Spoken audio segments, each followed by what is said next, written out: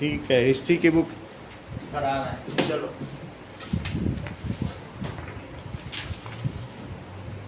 Now chapter 1,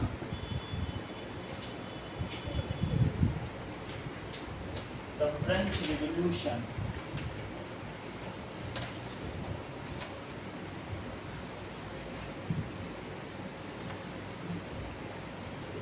Now,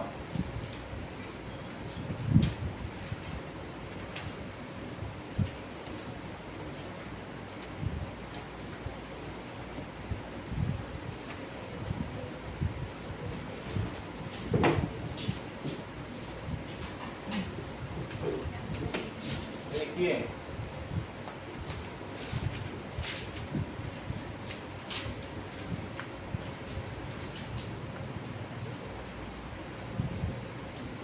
फ्रांसीसी क्रांति।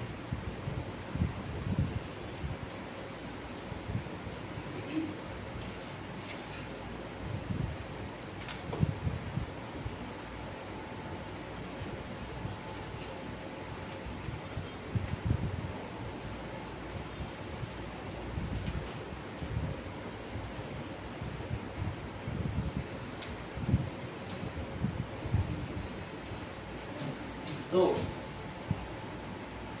ये यूएसए है, यूएसए के ऊपर कनाडा है,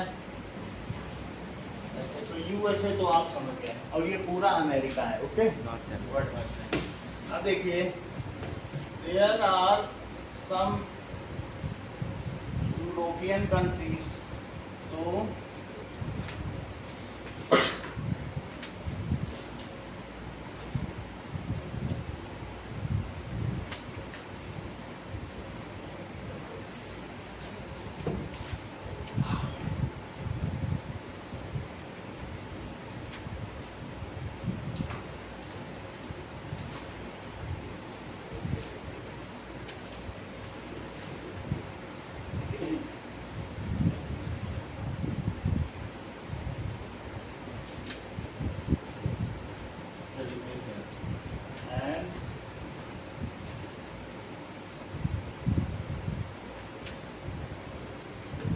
now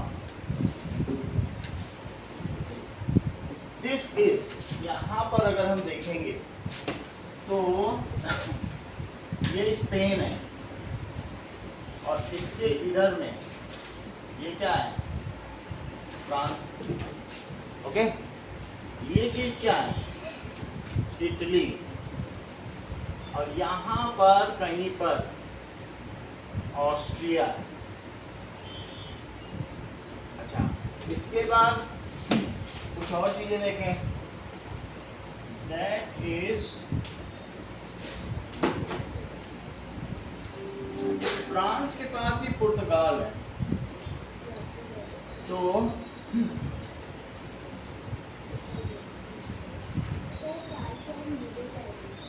ऊपर में नीदरलैंड बेल्जियम है।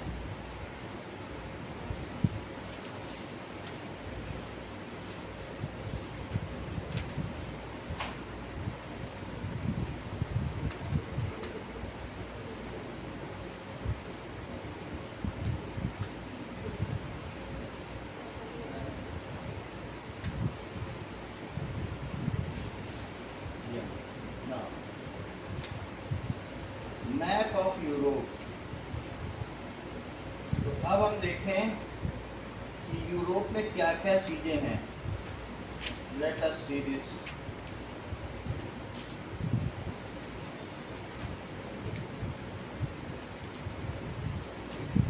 चल गया, ये क्या है, इसके ठीक इधर पर, उस इतना समझने की जरूरत नहीं है, ये ग्रीस है। ठीक है, ग्रीस जिसको यूनान कहते हैं, हिंदी में क्या कहेंगे, यूनान। आप बोलो अनुष्का, कहाँ समझना है। इटली देख रही हो, इटली तुम लोकेट कर पा रही हो अपनी उसमें कॉपी पे, बोलो मैप पे। इटली दिख गया ना, इतनी चीज है। अब मैं तुम्हें एक ऑस्ट्रिया दिखाऊंगा। ऑस्ट्रिया तुम्हें पता चल रहा, नजर पड़ रही ऑस्ट्रिया, ऑस्ट्रिया हंगरी नाम दिखा। ये बहुत जरूरी है, इस चैप्टर में कई बार आया। ये ऑस्ट्रिया और हंगरी, ये क्या है, जो ऑस्ट्रिया हंगरी है वहाँ हैब्सबर्ग एम्पायर था। कौन सा एम्पायर था? और वहाँ की प्रिंसेस थी मैरी एंटोइनिटी। उसकी प्रिंसेस का क्या नाम था? और फ्रांस का राजा जो 20 साल का था, लुई 16। तो ये किस डायनेस्टी का था? बूर्बो, दैट इज बॉर्बन। इंग्लिश में सब बोलते हैं बूर्बो डायनेस्टी। सो ये राजा ने यहाँ की राजकुमारी से, ये राजकुमार ने कहाँ की राजकुमारी से शादी की? Austria Hungary Habsburg empire. बोलो बात समझ में आया? चलो, तो ये रहा ऑस्ट्रिया, और उसके बीच में जर्मनी है, फिर ऑस्ट्रिया हंगरी, यानी जर्मनी थोड़ा नीचे तक ही है, यहाँ तक जर्मनी है, फिर ऑस्ट्रिया, और यहाँ पे क्या है? That is Hungary. और यहाँ का एम्पायर क्या था बताओ? अभी मैं मिला के लिख देता हूँ क्योंकि अभी अलग अलग है, लेकिन एक समय तो साथ ही थे। तो इनका क्या नाम है? कौन सा एम्पायर है साची? बोलो। Habsburg empire. यहाँ का राजतंत्र डायनेस्टी। ओके, अच्छा यहाँ का क्या था बताओ? फ्रांस बूर्बो डायनेस्टी, वैसे बॉर्बन लिखा है इंग्लिश में। This Bourbon dynasty. तो फ्रांस में उसकी सत्ता थी, और यहाँ पर हैब्सबर्ग एम्पायर। इतनी बात बतानी थी। अच्छा, यहाँ पर एक और चीज बतानी है। यहाँ पर 1 2 3 4 5 6 7 8 9 10 11 12 13, ये 13 कॉलोनीज थी जिस पर इंग्लैंड का कब्जा था। इंग्लैंड ने इस पर क्या कर रखा था? बोलो, कंट्रोल। ठीक है, अब यहाँ से कहानी शुरू होती है फ्रेंच रिवॉल्यूशन की सारी बात। चलो, मेन जितना मैंने लोकेट किया वो तुमने लोकेट कर लिया, उन सभी का काम पड़ेगा। ठीक, पूछना पूछ लो बात। ओके, अब आगे देखिए कि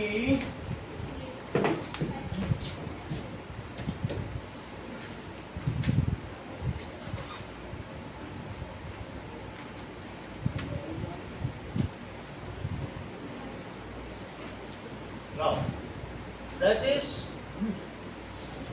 पेज नंबर 4 पर आइए। फ्रेंच सोसाइटी, पेज नंबर 4 निकालो, 4 निकालो।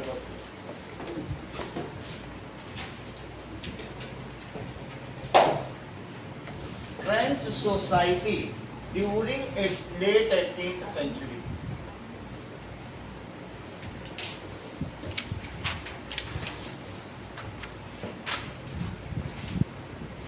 देखिए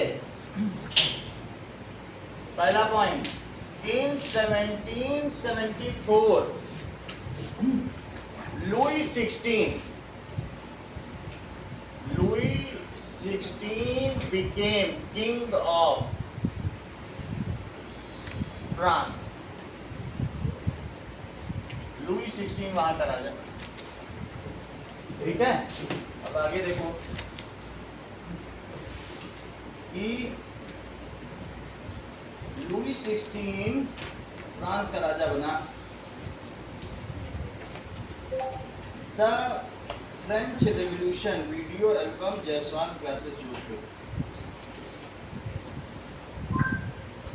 अब आगे की बात करो। The French Revolution video album Jaiswal Class। Louis 1674 में वहाँ राजा बना। सो लुई 16 जब फ्रांस का किंग बना तो उस समय उसका खजाना खाली था। The treasury was empty.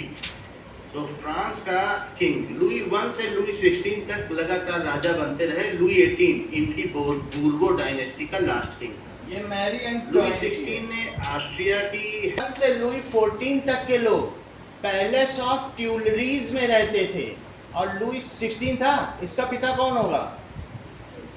ये सही बता रहे, लुई 15। इनके दादा कौन होंगे? लुई 14। लुई 14 दादा, लुई का मतलब राजा, और लुई 15 पिता, और लुई 16 बेटा। समझ में आएगा? तो इनके दादा कहाँ रहते रहे होंगे? बोलो, 14 तक, 14 थे, पैलेस ऑफ ट्यूलरीज में रहते थे। चेक करो, palace of Tuileries, that is palace of Tuileries, ये चेक करो। पैलेस ऑफ ट्यूलरीज ऐसा महल है, देखो जरा, ये उतना अच्छा नहीं है, मतलब ठीक ठाक ही है। ये पैलेस कौन सा है बोलो? Palace of Tuileries.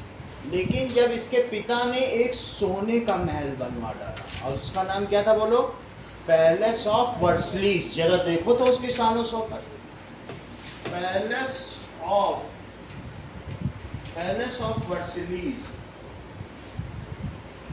Now let us see the palace of Versailles. क्या तुम्हें ऐसा लग रहा है साची कि इसकी जमीन तक में सोने की पॉलिश है? चेक करो, how magnanimous this is the palace of Versailles. देख रही हैं आप कितना है? कोरोना काल में ही इसमें एक रात को ठहरने का 2 लाख रुपए था, आजकल तो 2 करोड़ रुपए पर नाइट। समझ में आ गई आपको? एवरीथिंग। तो इसका मतलब है, अभी मैंने क्या बताया, वहां खजाना खाली था। इसने पहली गलती क्या की बताओ? 1 बिलियन लिब्रे का कर्ज लिया, और 2 बिलियन लिब्रे का कर्ज पहले से ही था, है ना? फ्रेंच वाज अंडर 2 बिलियन लिब्रे लोन ऑलरेडी टिल देन, तो 3 बिलियन हो गया। French was, that is, there was 2 billion loan already taken from traders से लिया जा चुका था। फिर क्या हुआ बताइए? यहाँ तक तो बात सही है। फर्दर लुई 16 was extravagant, ठीक है, and he was living in palace of Versailles. अभी देख रहे हैं आप, किस महल में रहता था बताओ? Palace of Versailles. So further जो लुई 16 था was एक्स्ट्रा वैगेंट, बहुत खर्चीला था। He was living in palace of Versailles।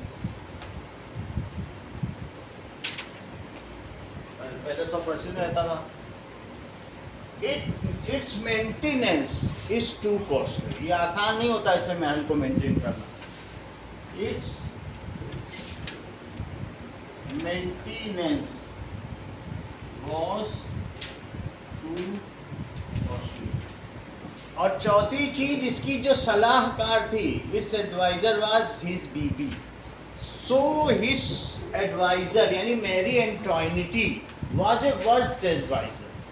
अच्छी एडवाइजर नहीं थी, उसको उल्टी पुल्टी सलाह देती थी, जाओ आक्रमण करो, छुड़ा लो, तो ये करो वो करो। इस वजह से ये और चौपट हो गया। सही है। His wife was his advisor and a worst advisor. एक ये भी चीज़ है, एक ये भी फैक्टर है जो हम आगे फैक्टर्स देखेंगे फ्रांस में रिवोल्यूशन होने का कारण। 6 कारण दिखाएंगे, 3 दिखा चुके हैं, अब इसको पॉइंट वाइज लिख देंगे, ठीक है। So his wife Marie एंटोइनिटी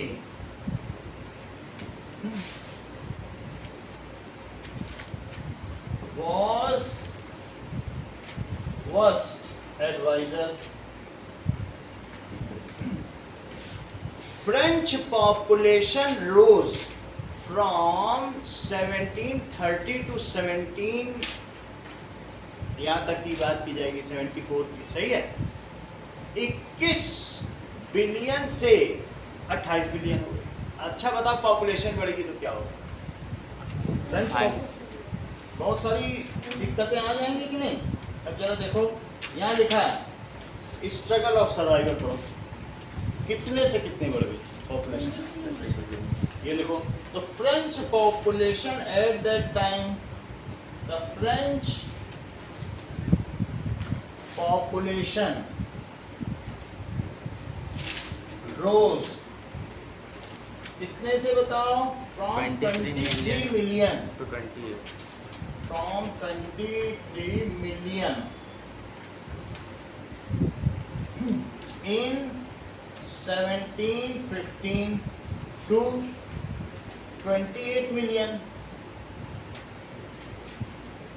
in 1789। 1789 में रिवोल्यूशन हुआ। अभी कहानी तो 74 से शुरू होती है, 15 साल बाद रिवोल्यूशन।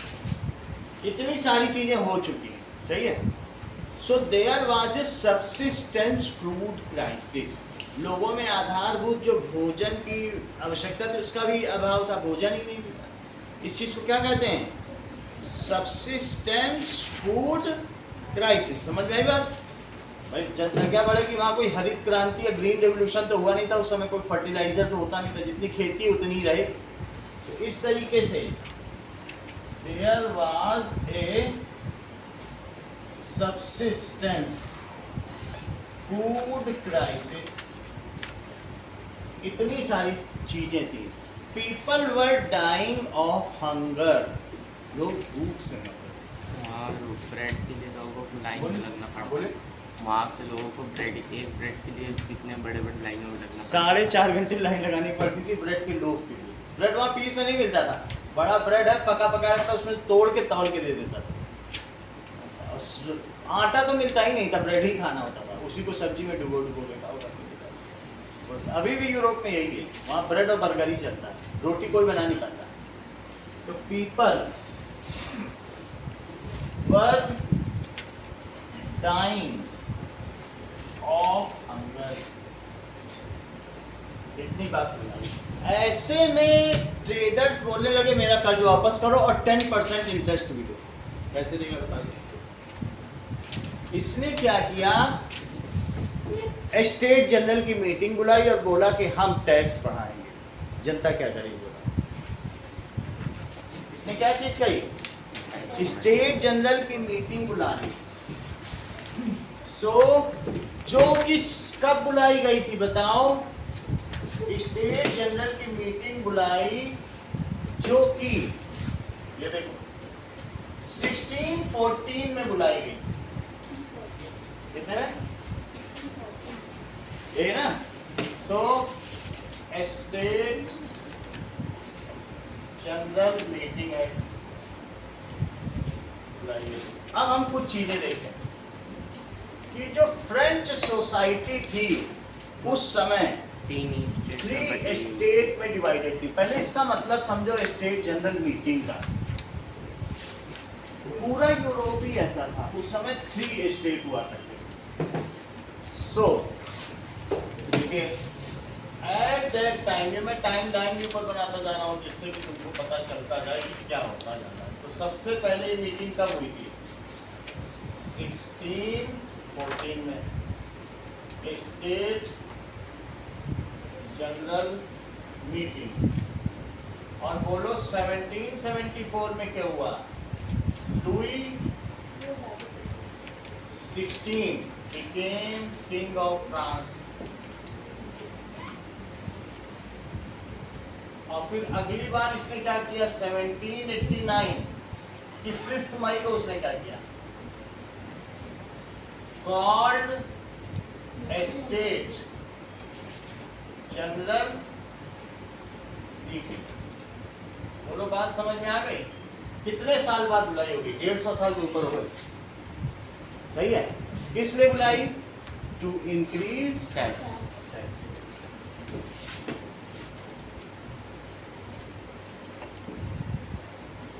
अब हम इसका मतलब समझे स्टेट जनरल में क्या होता है। अब दूसरा point, eight that time French society was divided into 3 states। कौन कौन सी स्टेट्स थी? That is first state clergy. Clergy का मतलब पादरी, फादर एंड नन। जो चर्च में होता है ना, फादर और जो उसके चर्च में काम करने वाली है उनको क्लर्जी स्टेट कहते हैं। सेकंड स्टेट कौन सी थी?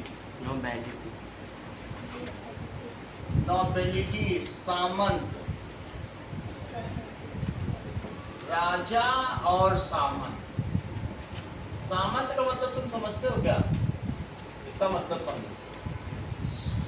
जो हमारा राजस्थान है इसमें फ्यूडल सिस्टम था, अभी भी, अब तो नहीं है, लेकिन आजादी से पहले यहाँ कैसा सिस्टम था? फ्यूडल सिस्टम का क्या मतलब होता है? सामंतवाद। फ्यूडल सिस्टम क्या होता है? Feudal system. इसका मतलब समझिए अनुष्का, सामंतवाद का क्या मतलब होता है?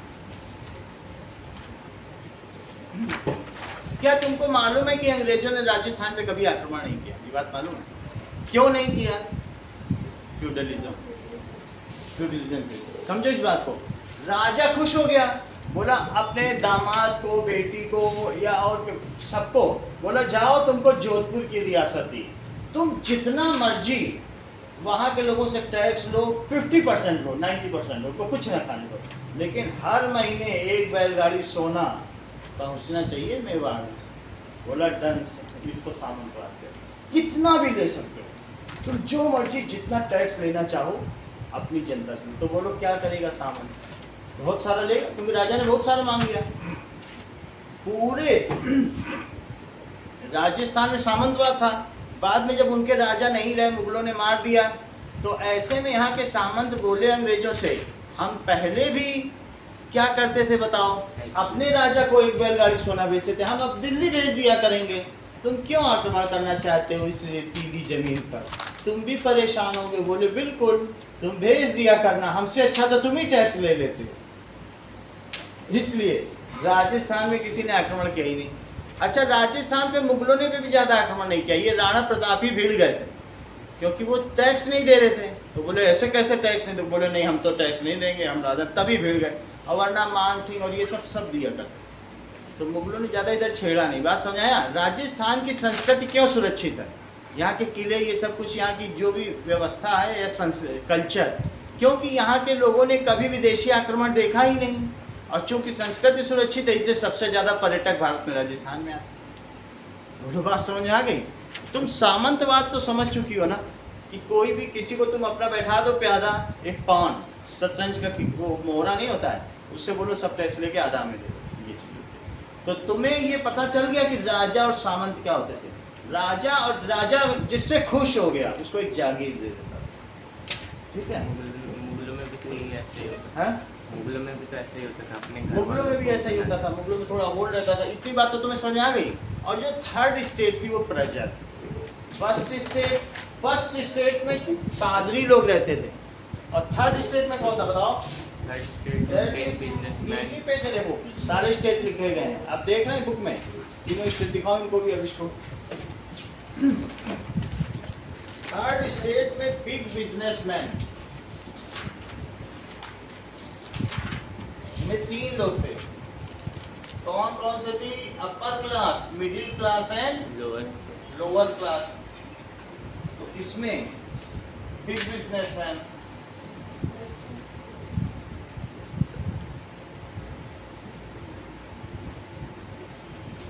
और कौन थे? मर्चेंट, कोर्ट ऑफिशियल्स और लॉयर्स। इसका मतलब क्या हुआ? इन्हीं से तो राजा ने लिवरे, करेंसी होती थी ना उस समय की लिवरे, इन्हीं से पैसा लिया। ट्रेडर लोग, व्यापारी। दूसरे कौन थे? जिनकी खुद की जमीन थी, पीजेंट एंड आर्टिजन्स, श्रमिक। आर्टिजन्स का मतलब कलाकार, जो कभी कभी मूर्तियां बनाए, कोई ना कोई जिनके पास हुनर, वो आर्टिजन्स है। और पीजेंट्स में किसान जिनके पास जमीन है। और स्मॉल पीजेंट्स किस में आते थे? ये थर्ड इसकी लोअर क्लास थी। लैंडलेस लेबर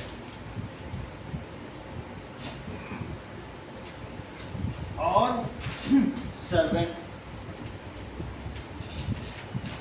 इतनी बात तो तुम्हें समझ में आ गई। Eight that time French society 3 state में थी। First and second state do not पे टैक्सेस, उसको टैक्स नहीं पे करना पड़ेगा। कौन पे करता था बताओ? First and second state do not पे टैक्सेस। अच्छा, थर्ड स्टेट, सर हाँ बोलो। ये सेकंड स्टेट में अगर फ्यूडल सिस्टम चलता था तो फिर वो भी तो टैक्स भरते थे। फ्यूडल सिस्टम चलता था मतलब ये लोग क्या करते थे, ये लोग सेकंड, ये वाले सेकंड स्टेट इनसे टैक्स लेते थे, इनसे लेते थे। फ्यूडल सिस्टम ये पे नहीं करते थे, इनको टैक्स लेना है। और किससे लेना है बताओ? फादर से नहीं लेना है, चर्च से नहीं लेना है, जो व्यापारी है इनसे लेना है। अच्छा, ये टैक्स नहीं पे कर सकते थे, अनेबल टू पे टैक्स। ये कर पाएंगे क्या? जिसके पास जमीन ही नहीं है, जो कुछ कर ही नहीं रहा है, वो क्या करेगा टैक्स? नहीं, ये तो कर नहीं सकते। तो फिर बोलो कौन कौन करेगा? First second state. ये क्लास है, इसको समझो आप first class of third state. और ये कौन सी क्लास है? Second class. और ये लोअर क्लास या थर्ड क्लास। इसको कह सकते हो upper class of third state, और इसको क्या कह सकते हो? Middle class. और नीचे वाले को लोअर क्लास। ऐसा समझो। ये तो तुम्हें समझ में आया। अब इस कुछ और बातें आपको बतानी है। यहाँ तक तो तुम्हें समझ में आ गया, ये दोनों नहीं करते थे टैक्स, ये करते थे। इसमें भी जो 3 दिन का टैक्स पे करने वाला है, 3 लेबर डेज, जैसे आजकल 700 रुपये एक लेबर को दिया जाता है, तुम हायर करोगे तो जो 2100 रुपये टैक्स पे करेगा उसको थोड़े राइट से उसे एक्टिव सिटीजन कहा। क्या कहा जाता है? Active citizen. और बाकी जो टैक्स थोड़ा भी कर रहे हैं या नहीं कर रहे हैं, उन्हें पैसिव सिटीजन। समझ आया? 3 लेबर डेज वेजेस। वो हम आगे देखें। तो तुमने ये तो देख लिया, थर्ड स्टेट पेज टैक्सेस। अच्छा, जो थर्ड स्टेट टैक्स पे करती थी उसका 10% कहा जाता था, उसको कहते थे टिथे। ब्लॉक में लिखा, किनारे पढ़ो, पहले चौथे पेज पे बुक में देखो। चर्च के पास 10% कहा जाता था, बोलो, चर्च के पास। और 90% कहा जाता था नोबिलिटीज के पास। वो उससे राजकाज का खर्च, सेना मेंटेन करते थे, एडमिनिस्ट्रेशन करते थे, जुडिशरी करते थे। Third state pays taxes. Third state क्या करती थी? Pays taxes. 10% of its tax goes to, उसे क्या कहते थे? Is called religious tax.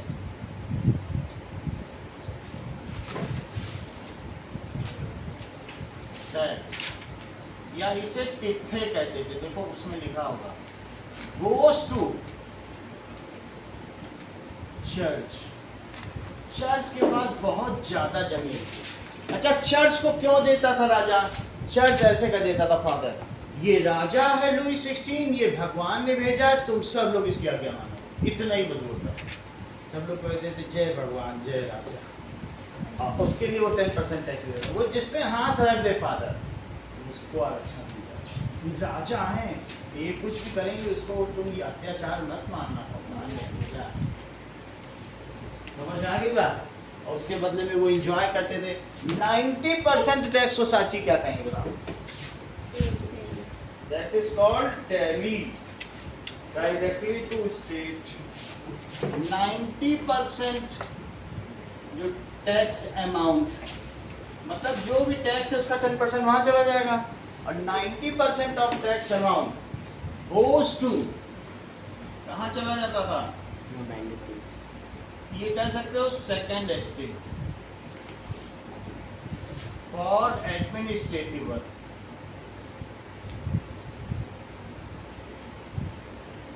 और उसे क्या कहेंगे?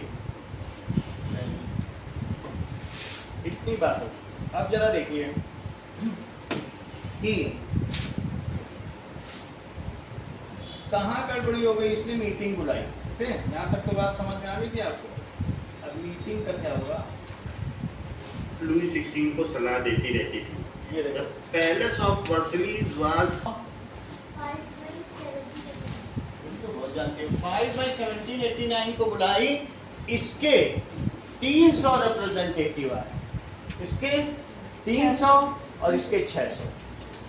ये सबसे बड़ा स्टेट था तो इसके सबसे ज्यादा लोग तो इसी में होंगे ना। इसमें तो 10% है टोटल मिला के, और सबसे ज्यादा लोग को पब्लिक होती है। तो अब आगे की बात देखो। सर पीसेंट और आर्टिस्ट कितना है? हम्म? पीसेंट और आर्टिस्ट इसी में से सब में से आप ये समझिए जो आए होंगे वो इन्हीं में से आए होंगे। अमीर लोगों को तो लोग भेजेंगे, मतलब फर्स्ट क्लास के लोग आए होंगे, कुछ इसके भी होंगे। अब जो एलाइट क्लास जो होती है उसी के लोग भेज जाते हैं, अमीर लोगों को भेज जाते हैं। चलो ये देखो, ये क्लर्जी के 300 लोग बैठे हैं, ये नोवेलिटीज के 300 लोग बैठे हैं, ये जो 600 लोग हैं इन्हें बैठने नहीं दिया गया, ये खड़े हैं। ये भी रिप्रेजेंटेटिव है, लेकिन ये किसके रिप्रेजेंटेटिव हैं? थर्ड स्टेट के। तो टोटल एक वोट ये देगा, एक वोट ये देगा, एक वोट कौन देगा? ये, और एक वोट ये देगा। 600 लोग हैं, मतलब 1 स्टेट 1 वोट का सिस्टम। राजा बोलेगा टैक्स बढ़ाए जाएं, फर्स्ट स्टेट का हाँ बढ़ाओ, हमें तो मजा है। फर्स्ट स्टेट क्या कहेगा? बढ़ाइए, हमको और टैक्स मिलेगा, हमारा तो मजा हो जाएगा। सेकंड स्टेट क्या कहेगा? यस, हमको तो 90% मिलता है, बढ़ाओ। थर्ड स्टेट क्या कहेगा? नो सर, हम उसको तो देना है। वो कहेगा राजा 2 स्टेट कह रहे हैं बढ़ा दो, तीसरा स्टेट कह रहा है नहीं बढ़ाओ, जीत हुई बढ़ा दो, बढ़ गया। जिसको देना है वो कभी हाँ नहीं बोलेगा, और जिसको लेना है वो कभी ना नहीं बोलेगा। बोलो क्या हुआ? ये आपको जस्टिस लग रहा है कि नहीं लग रहा है? नहीं लग रहा है, क्योंकि इनको एक वोट दिया गया, तो इनने 2 रिप्रेजेंटेटिव थे इनके। कौन कौन बोल रहे हैं? तो इसका मतलब वो चीज वो लोग सुन रहे होंगे। That is Mirabeau and Abbe Sieyes, इसमें क्या है? 2 इनके रिप्रेजेंटेटिव है। किस स्टेट के? मीरा व्यू राजा का लड़का, राजा का ही परिवार का था, लेकिन वो राजा के इन सब अत्याचारों से संतुष्ट नहीं था। वो किससे जाके मिल गया? थर्ड स्टेट से। हाँ, इसी तरह से अभी से ही बी कौन क्या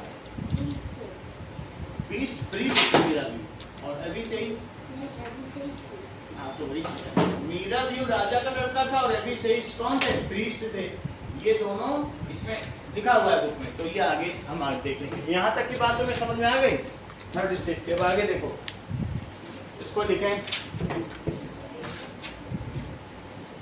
कि नाउ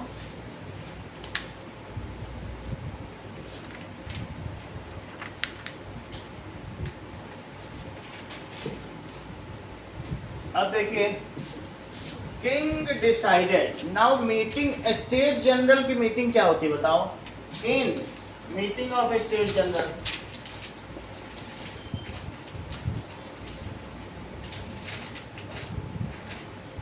हर एक स्टेट के जनरल, इसका क्या मतलब है? स्टेट्स के बड़े बड़े लोग, उन्हें तो जनरल बोलोगे ना। 300 representatives of first state, 300 representatives of second state, and 600 representatives of third state assembled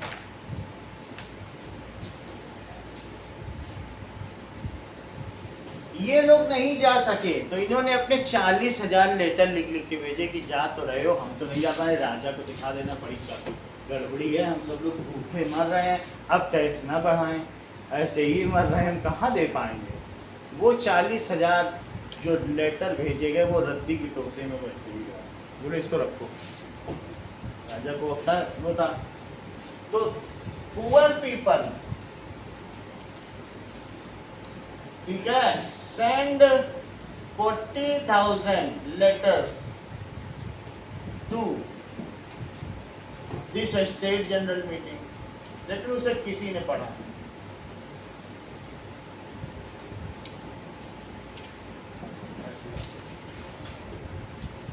the voting system कैसा था बोलो? The voting system was each state each vote. हाँ, 1 state 1 vote, ऐसा था। Third state demanded to change the voting system to 1 representative 1 vote, 1 person 1 vote. वो सोचती थी कि हम 600 लोग हैं और 600 ये हैं, और देखते हैं कोई एक आध इनमें से मिल जाएगा हमारी तरफ तो हम 601 हो जाएंगे। ऐसा हो सकता था ना, बैलेंस तो तभी होगा। तो थर्ड स्टेट डिमांडेड फॉर, उसने क्या सोचा, demanded for change in voting system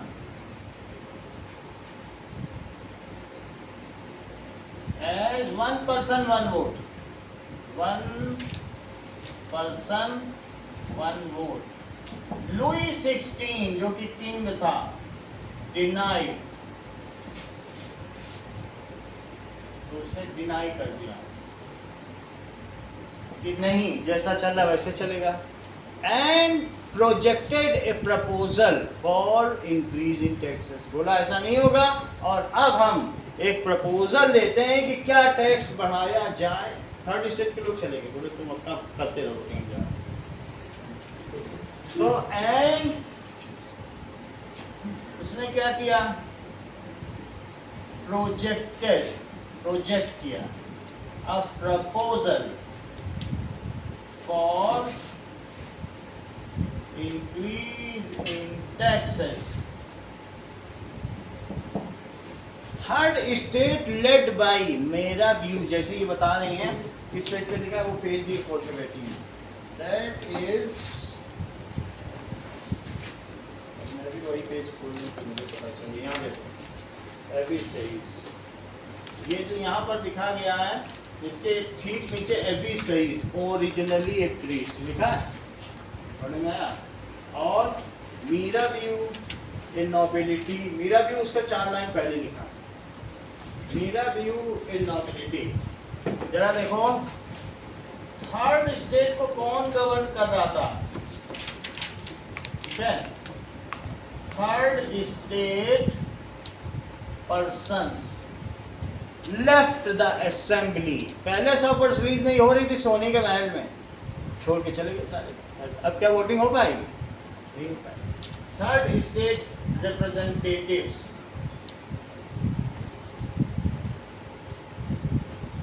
left the meeting, छोड़ दी meeting,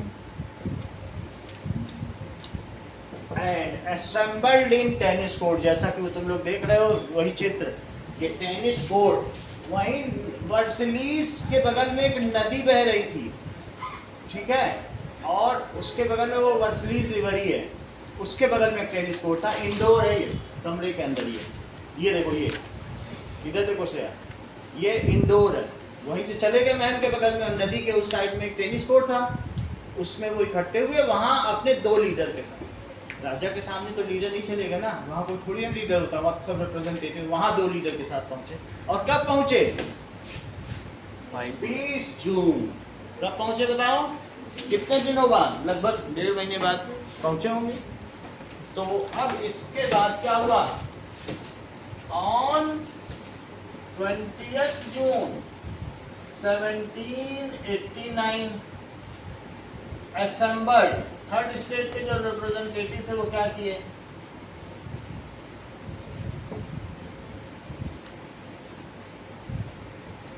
assembled in tennis court.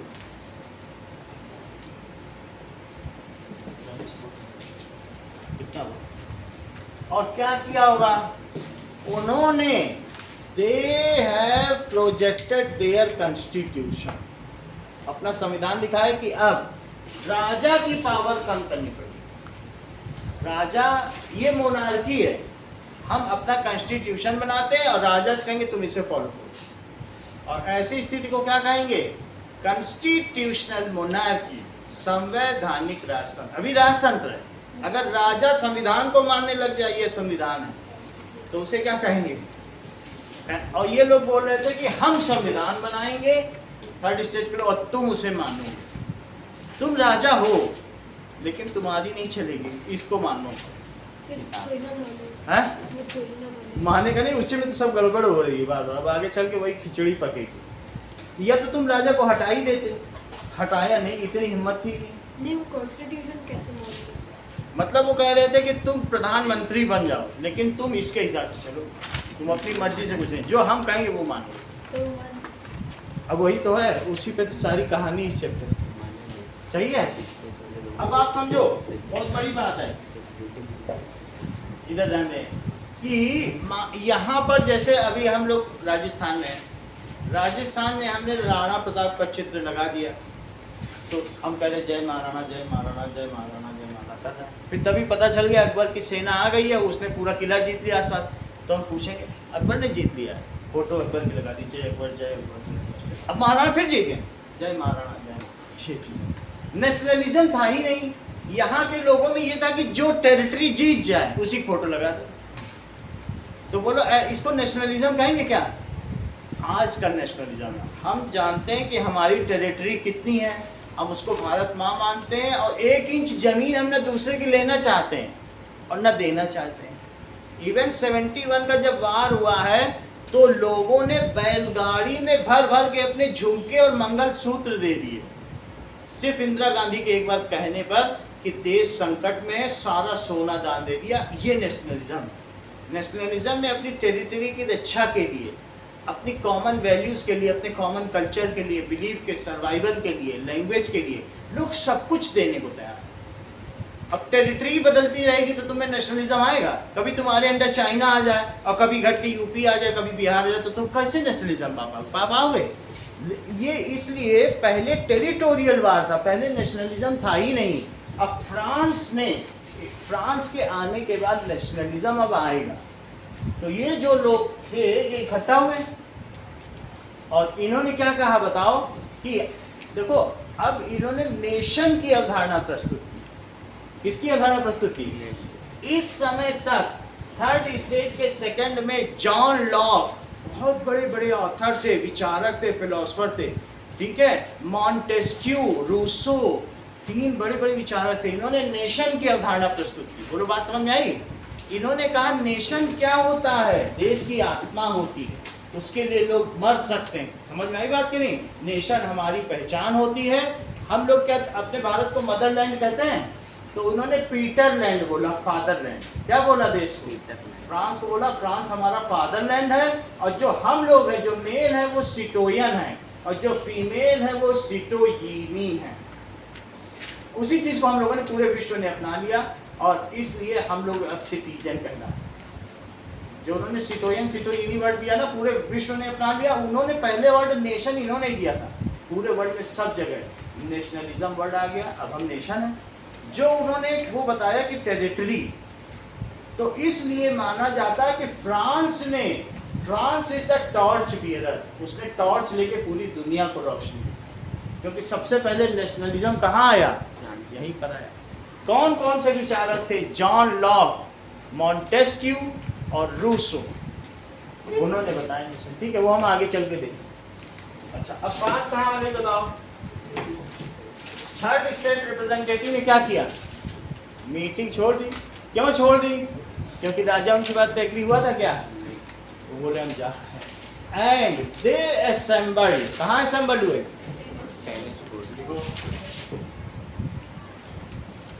Third state representatives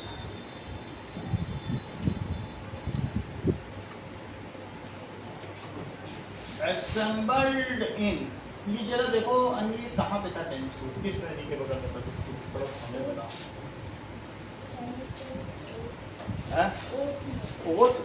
oath तो मतलब शपथ होती है। They assembled in tennis court. In the river का नाम दिए गए, वो तो यूनिवर्सिटीज के बगल ही में था। कब हुए बोलो? 20 जून 1789, अगले महीने इकट्ठा हो गए। इतनी बात समझ में आ गई? This meeting was led by Mirabeau. ठीक, उसके 4 लाइन पहले है जहाँ एबीसी इसका नाम देखा था, 4 लाइन पहले देखो। This meeting was led bye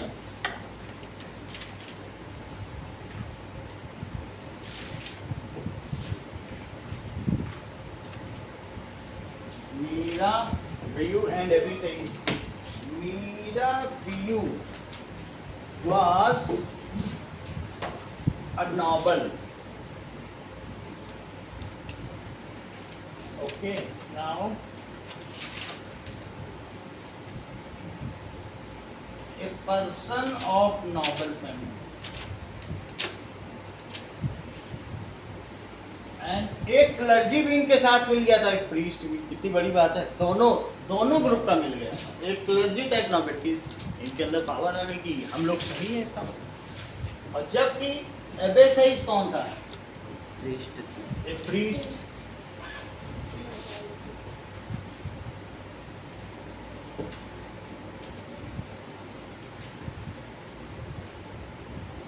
कितनी बात। तो एंड एबेसाइज ए प्रीस्ट। अच्छा, इन लोगों ने एक पैम्फलेट भी छापा और जिसका मतलब था कि गॉड इज थर्ड स्टेट। क्या थर्ड स्टेट का खून पिया जाना चाहिए? अगर हम आगे देखें इसके बारे में, यहाँ तक की बात होगी। तो हम लोग वीडियो में भी आगे चलें, जिसमें क्लर्जी, नोबिलिटीज और थर्ड स्टेट यानी बिजनेसमैन और दूसरे हायर टैक्स पेयर थे। तो नेशनल असेंबली की बैठक यहाँ दिखाई जा रही है, जो कि पैलेस ऑफ वर्सलीज में बुलाई गई, उसके खुद के महल में।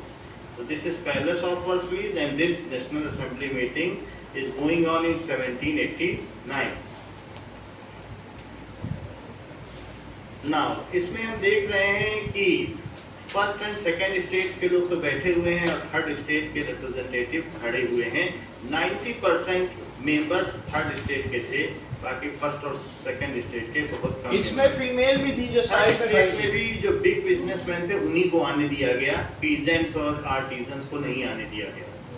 थर्ड स्टेट के लोग टैक्स पे करते थे और उसका लाभ फर्स्ट स्टेट यानी पोप और चर्च के लोग और सेकंड स्टेट यानी नोबिलिटीज, सामंत, दरबारी और राजा लोग उठाते थे। इस तरीके से पूरे यूरोप में लगभग ऐसा ही सिस्टम था, फ्रांस में भी ऐसा ही था। This is the dress code of various state. देखो फर्स्ट स्टेट के लोगों की क्या ड्रेस थी, ये पादरी है। ये सेकंड स्टेट के लोगों की क्या ड्रेस थी, दैट इज क्लर्जी, और ये दैट इज क्लर्जी। और ये कौन है, नोबिलिटी। तो थर्ड स्टेट के लोग ऐसे। थर्ड स्टेट के लोग ट्रेडर्स थे। क्या थे? ट्रेडर्स यानी व्यापारी। ट्रेडर तो ऐसे कपड़े पहनते हैं, ठीक है, लेकिन सब ऐसे नहीं पहनेंगे। क्या गरीब लोग ऐसे पहन पाएंगे? Its person, church, nobilities and the third state persons. यहाँ थर्ड पे क्या स्टेट देख रहे पर्सन हैं? टैक्स में दबा हुआ था और वो पूरा लूट। देखो थर्ड स्टेट के ऊपर फर्स्ट और सेकंड स्टेट के लोग मजे से चढ़े हुए हैं, यानी उसका वो बेचारा लाठी के सहारे चल रहा है और वो खराब कपड़े पहने हुए। और फर्स्ट ये सिंबलाइज किया जाता था उस समय के जो जॉन लॉक, मॉन्टेस्क्यू और रूसो जो बड़े बड़े विचारक थे या फिलोसफर थे, उनके द्वारा बताया जाता था कि थर्ड स्टेट कितना मुश्किल में। और अभी सही से तो पैम्फलेट भी निकाला था जिसमें लिखा था व्हाट इज थर्ड स्टेट, लिखा है कि नहीं? तो ये स्थिति बन गई थी थर्ड स्टेट के आगे। देखो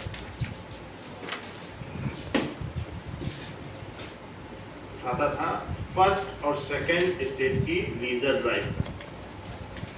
नाउ थर्ड स्टेट के लोगों ने टैक्स देने से मना कर दिया जनरल स्टेट असेंबली के बैठक में, और वो वहां से वॉकआउट कर गए और वहां से फिर वो पास के ही। नाउ थर्ड स्टेट के लोगों ने टैक्स देने से मना। ये देखो ये टेनिस कोर्ट की मीटिंग, ऊपर से रोशनी आ रही है, चेक करो, ऐसा तुम्हारी बुक में डायग्राम बना है। तो यहाँ पर क्या होगा, थर्ड स्टेट पर्सन जब वहाँ पहुँच गए, दे फाउंडेड द नेशनल असेंबली। वहाँ पर उन्होंने क्या किया, फॉर्मेशन ऑफ नेशनल असेंबली कब किया, 20 जून को। They form national assembly. National assembly drafted a constitution, एक कॉन्स्टिट्यूशन भी बना लिया।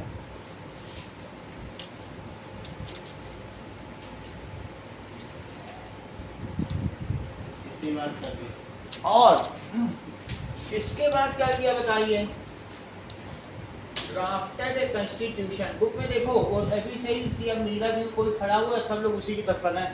एंड टेकन ए ओथ, एक शपथ ली कि वो अपने नेशन के लिए हमेशा लड़ते रहेंगे। और उन्होंने ट्राई कलर्ड फ्लैग भी बना दिया, बोला राजा का फ्लैग नहीं चलेगा, अब देश में कौन सा झंडा चलेगा, Right. नीला सफेद और रेड। रेड। सो दे वहां पर क्या किया, प्रोजेक्टेड या proposed national flag, national flag, कौन सा फ्लैग, ट्राई कलर, आज वही झंडा है, tricolour, blue white red, national flag. They propose tricolour national flag. इतनी बात की। And taken a oath to fight for nation, and taken oath to fight for nation.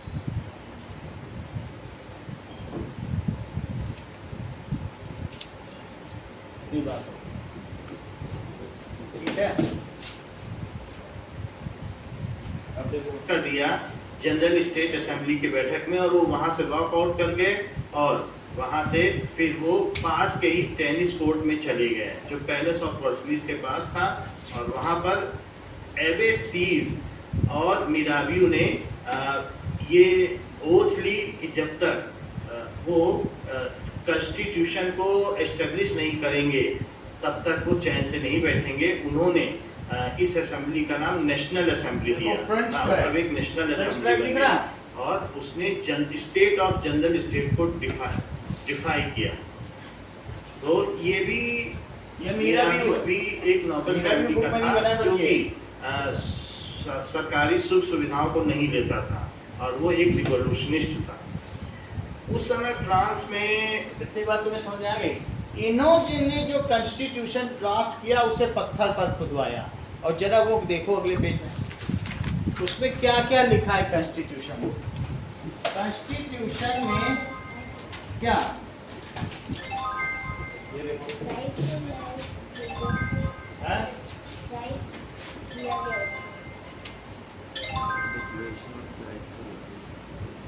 देखो थोड़ी देर बंद करो, यहाँ पर दैट इज फ्रांस में अकाल पड़ा हुआ था और महामारी की ओर बढ़ रहा था, तो देखिए खाद्यान्न का भी अभाव दे रहा है। पीपल दे हैव डन, सो ये देखो common people they have done agitation. That is, इसको क्या कहते हैं कि यहाँ पर इन्होंने मैरी एनी, जैसे हमारे यहाँ की भारत माता होती हैं, तो इन्होंने कैटेगरी प्रस्तुत की। फ्रांस की देवी को उन्होंने क्या कहा, फ्रेंच नेशन को मैरी एनी, जो खुद उन्हें 3 कलर के कपड़ों में रंगी हुई हैं। उन्होंने जो अपना ड्रेस पहना है वो ब्लू और वाइट है, और ये जो टोपी है रेड कलर की, ये स्लेवरी से आज़ाद करने की, जब स्लेव आज़ाद होता था तो रेड कलर की टोपी पहनने की। तो समझ में आ गई कि फ्रांस के लोगों को आज़ाद होना है। क्या तुम्हें ऐसा दिखाई पड़ रहा है इस जगह पर? ये सब चीज़ें इस कॉन्स्टिट्यूशन में जो अगले पेज से पूरी बनी है वो यहाँ ढूंढो, इसमें सब जगह वही है। फिर से देखो, कहने का मतलब है ये जो डायग्राम है, the declaration of rights of man and citizen, उसमें ये सब चीजें हैं।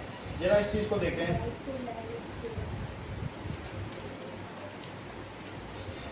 That is declaration of rights of man and citizen, HDMH। देखो अब इसमें आप सारी चीजें देखिए तो आपको पता चलेगा कि क्या क्या है इसमें। ये दिख रही हैं, तो ये मैरी एनी है। ये कौन है? मैरी एनी है। और ये देखिए the declaration of rights of, और वो कौन है? बोलो एंजल। क्या? Wing woman, that is angel. Angel का मतलब तो तुम समझ गए ना कि एक एंजल है आगे देखो, ये तुमको क्या दिख रहा है? यहाँ पे सांप अपनी पूंछ को मुंह में दबाए। सांप अपनी पूंछ को मुंह में दबाए, इसका क्या मतलब है कि that is the France is eternal, ये शाश्वत है। मतलब कि फ्रांस कभी भी क्या होगा? फ्रांस कभी भी अंत नहीं हो सकता, पूरा एक है। इसका क्या मतलब है? जो पीछे भी सांप अपने मुंह में दबाए ना, इसका मतलब है फ्रांस क्या है? इटर्नल है। ठीक है, यही है कि नहीं? अगला देखो, ये क्या दिखा रहा है बोलो? ये बंडल, तीरों का बंडल, ये दिखाता है एकता में शक्ति, है ना? कि फ्रांस के सभी नागरिक क्या हैं? एकता में शक्ति होती है। ये बताओ, इसके ऊपर ये टोपी क्या दिखा रही है? स्लेवरी से फ्री हो गए। रेड कलर की टोपी, अगले पेज पे देखो, तो दिखाया रेड कलर की, नेक्स्ट पेज निकाल, स्लेवरी से फ्री किया गया कि नहीं? वही टोपी है। अच्छा, इसके अलावा ये जो टूटी हुई चेन क्या दिखा रही है? टूटी चेन देखो, ये क्या दिखाती है? यानी हमारी जो ये मैरियनी है, सेंट मैरियनी, इन्होंने क्या किया बताइए? हमें आजाद कर दिया बंधन से। किससे? मोनार्की के बंधन से। अब हम राजा के गुलाम नहीं है। और ये रूलिंग सेक्टर, ये गोल्डन रॉड क्या है? This is sector, ruling rod. अब जो शक्ति है वो हमारे एंजल में है। जैसे वो जीसस क्राइस्ट एंजल होते हैं तो उनके हाथ में, तो वो चीज है। ये जो लॉ एंड ऑर्डर अब उनके हाथ में नहीं है, राजा के हाथ में। और ये जो नीचे रिमेनिंग्स पड़े, ये क्या दिखा रहे हैं? भग्नावशेष। ये दिखा रहे हैं, नीचे दिखाया जा रहा होगा कि जो राजा के टूटे मुकुट उकुट है वो नीचे पड़े हैं। वो दिखाया गया होगा, आपके बुक में दिखाया हो तो है, नहीं तो कोई बात नहीं, इसमें भी नहीं दिखा। ठीक है, तो तुमने ये समझ लिया ना कि इन सब के सिंबल्स क्या है। इसी तरीके से इन्होंने कॉन्स्टिट्यूशन बनाया और इसमें सब लिखा है कि हम सिटोयन और सिटोयनी हैं, ये फ्रांस हमारा फादरलैंड है, इस तरीके से, और राजा को हमारी बात माननी पड़ेगी। And they have announced for constitutional monarchy रहेगी। अभी हम लोगों का कॉन्स्टिट्यूशन है, डेमोक्रेसी है, लेकिन इतनी हिम्मत उस समय नहीं थी ना लोगों में। यही बहुत बड़ी बात थी कि ये बोल रहे कि राजा हमारा संविधान माने। हम लोग तो जय महाराणा जय अकबर में बिजी थे, उन्होंने नेशन की अवधारणा दे दी। कितनी बड़ी बात है पूरी दुनिया में। क्या तुम ऐसा सोच सकते हो किसी ने डेयर है कि कॉमन पब्लिक ऐसा? समझ आया? So they have projected the concept of constitutional monarchy. देखो इस चीज को,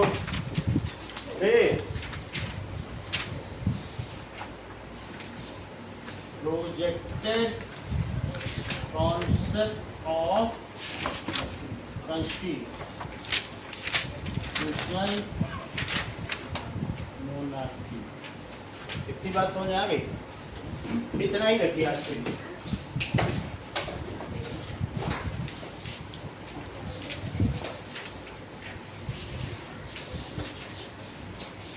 जो ना समझ में आए बीच में पूछ लिया करो, लैब से होने चाहिए, फिर अपने आप सीख लोगे इसको।